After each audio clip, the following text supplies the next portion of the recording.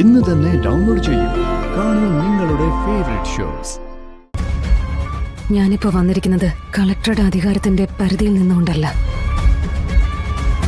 സാധാരണക്കാരിൽ സാധാരണക്കാരിയായ ഒരു സ്ത്രീ ആയിട്ടാണ്.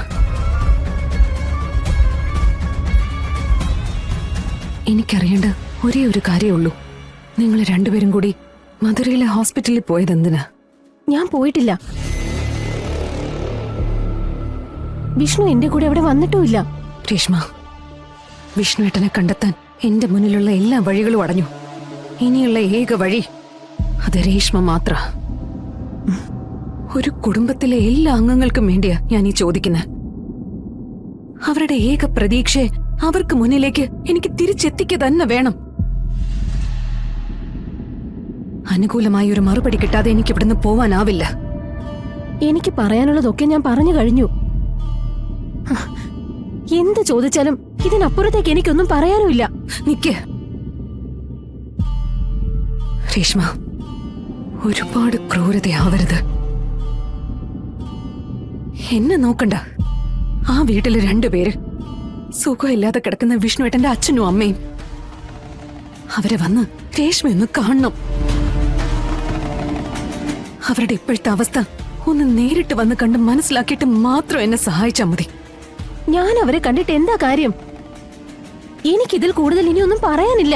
ഒരാളുടെ വേദനയിൽ പങ്കുകൊള്ളാൻ പോലും മനസ്സ് കാണിക്കാത്ത ഒരാളോട് എന്ത് പറഞ്ഞിട്ട് എന്താ കാര്യം? സൗഹൃദമാണത്ര സൗഹൃദം.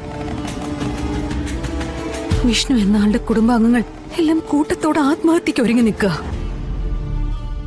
വിഷ്ണു ഇല്ലാത്ത ഈ ലോകത്ത് അവർക്കിനി ജീവിക്കണ്ടെന്നാ പറയുന്നത്. ഞാൻ എന്ത് ചെയ്യണം രേഷ്മ പറ.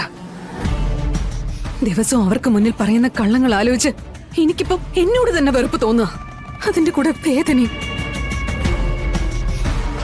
വിഷ്ണുവേട്ടന്റെ അമ്മ സത്യമ്മ ഒരുപക്ഷെ മകന്റെ വേർപാടിൽ മനം നൊന്ത് ഒരിറ്റ് വെള്ളം പോലും ഉറക്കാതെ മരിച്ചു പോയേക്കാം. കാരണം അവരത്രയധികം വിഷ്ണുവേട്ടനെ സ്നേഹിക്കുകയും ലാളിക്കുകയും ഒക്കെ ചെയ്തിട്ടുണ്ട്. വിഷ്ണുവേട്ടന്റെ അച്ഛന്റെ സ്ഥിതിയും ഏതാണ്ട് ഇതൊക്കെ തന്നെയാ. നേരം വെളുക്കുമ്പോ മുതൽ തുടങ്ങും വിഷ്ണുവിനെ വിളിക്ക്, വിഷ്ണുവിനെ കാണണം. രേഷ്മ തന്നെ പറ, ഞാൻ ഇനി എന്ത് ചെയ്യണം? എനിക്ക് മേഡത്തിനെ സഹായിക്കണമെന്നൊക്കെ ഉണ്ട്. പക്ഷെ എങ്ങനെ? വിഷ്ണു എന്റെ മുന്നിലും ഉത്തരം തരാത്ത ഒരു ചോദ്യമായി തന്നെ നിൽക്കുക. എന്തെങ്കിലും വിവരം കിട്ടി അറിയിക്കാന്നല്ലാതെ മറ്റൊന്നും എനിക്ക് ചെയ്യാൻ പറ്റില്ല. രേഷ്മേ, നിങ്ങൾ തമ്മിലുള്ള ബന്ധം സൗഹൃദമോ മറ്റെന്തെങ്കിലും ആണോന്നൊന്നും എനിക്കറിയണ്ട. വിഷ്ണുവേട്ടനെ കാണുകയാണെങ്കിൽ എന്നെക്കുറിച്ചൊന്നും പറയണ്ട.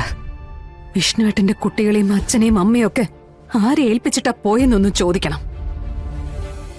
അത്രയെങ്കിലും ദയ എന്നോട് കാണിക്കണം.